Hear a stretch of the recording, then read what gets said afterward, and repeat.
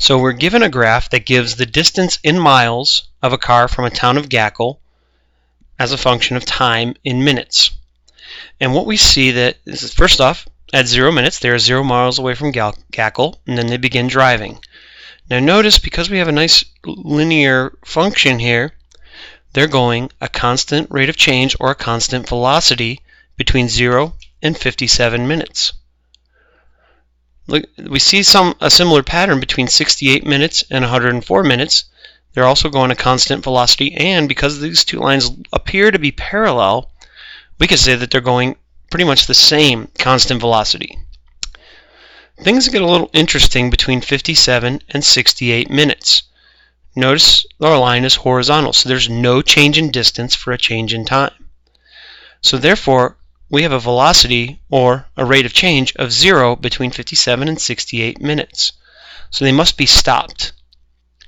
We see that we have a rate of change of 0 after 104 minutes as well. So another place where they must have stopped because their distance is neither increasing nor decreasing. They have a velocity of 0.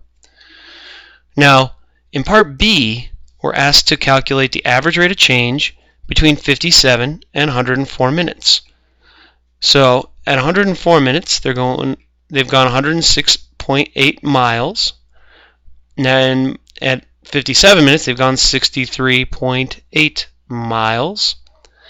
And this gets divided by our change in time. So 104 minutes minus 57 minutes is about roughly 0.9149.